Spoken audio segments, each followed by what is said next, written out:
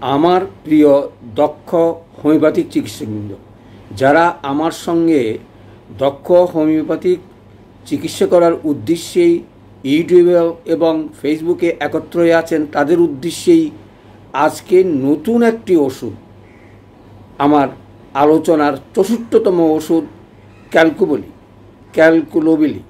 অর্থাৎ এই ওষুধটাকে তোমাদের সঙ্গে পরিচয় করিয়ে দিয়ে আগামী দিনের তোমরা যেন নিত্য নতুন ওষুধ প্রয়োগ করে অনেক তথ্য কথা আমাদের ম্যাটেরিয়াল মেডিকেতে যোগ করবে, এই আশা রেখেই এই ওষুধটার কথা আলোচনা করতে যাচ্ছি। তাহলে এই ক্যালকুলোবিলি ওষুধটা কী, এটা যদি আমি বলি, এটা পিত্ত পাথর থেকে তৈরি ওষুধ। অর্থাৎ অনেক সময় পিত্ত পাথর আমরা পাই, সেই পাথর থেকেই এই ওষুধটা তৈরি, সেই জন্য এর নাম হয়েছে ক্যালকুলোবিলি। সচরাচর এটা খুবই নতুন ওষুধ, এখনও আমার মনে হয় আমরা অনেকেই জানি না। আর 50 শতাংশ পদ্ধতিতে ওষুধটা পাওয়া যায় কি না আমার জানি না, তবে আমি আপনাদেরকে কথা দিচ্ছি আগামী 1 মাসের মধ্যে এই ওষুধটা আপনাদের হাতে তুলে দেওয়ার চেষ্টা করব। তাইলে ওষুধের কাজের কথা চলে আসি। এই যে নিত্য নতুন ওষুধ পিত্ত পাথর থেকে তৈরি, তার কাজটা কী, লক্ষণটা কী? সচরাচর আমরা যখন পিত্ত পাথর হয় তখন অনেক সময় পাথরের ব্যথাও হয়, অনেক সময় ব্যথাও হয় না। অর্থাৎ এই ওষুধটা সচরাচর 2টা ওষুধের উপরে কাজ করে।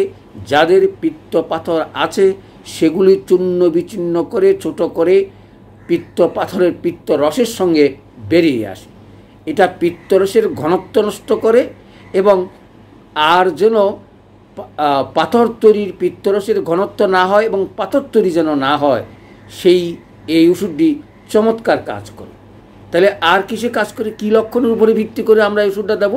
আমরা যদি বুঝি পিত্তে ব্যথা আছে এবং ব্যথার কারণে অসহ্য, অনেক সময় পাথর নির্গম হওয়ার চেষ্টা করে এবং পাথর আছে এবং তার লিভারের ট্রাভেলস আছে, এই ধরনের লক্ষণ থাকলেই, পিত্তপাথর থাকলে আমরা এই ওষুধটা প্রয়োগ করতে পারি।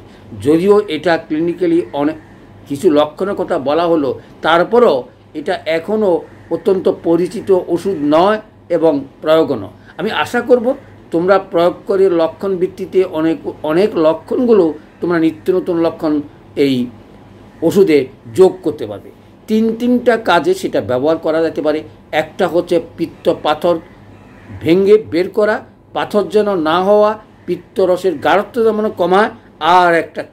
আর একটা রোগের কথা বলেই আমি শেষ করব, যাদের কোলেস্ট্রল বেশি তাদেরকে এটা কন্ট্রোল করে। অর্থাৎ কোলেস্ট্রল যেন না হয়, এই ওষুধের কার্যকারিতা অনেক বেশি। কিছু প্রমাণ হয়তো আমরা পেয়েছি, বাকিটুকু তোমাদের হাতে তুলে দিয়েছি। যারা 50 শতাংশ পদ্ধতি করতে চেষ্টা করছেন অথবা আমার সঙ্গে যুক্ত হয়ে আছেন, আপনারা এরকম রোগী পেলে এই ক্যালকুলোবিলি ওষুধটি প্রয়োগ করার চেষ্টা করবেন। ওষুধের প্রয়োগের নিয়ম আমাদের 50 শতাংশ পদ্ধতি যেভাবে আছে, অথবা যারা সচেতন করেন তারা 12C ব্যবহার করতে পারেন। আর যারা 50% পারেন, M1 M2 থেকে শুরু করবেন এবং দিনে 2 বার করে অন্তত M1 M2 M3 দিয়ে প্রয়োগ করে দেখুন। আশা করি রোগীর যদি উন্নতি হয় তাহলে বহুল ব্যবহার আশা রেখে আমি এই আলোচনা শেষ করছি। সবাইকে ধন্যবাদ।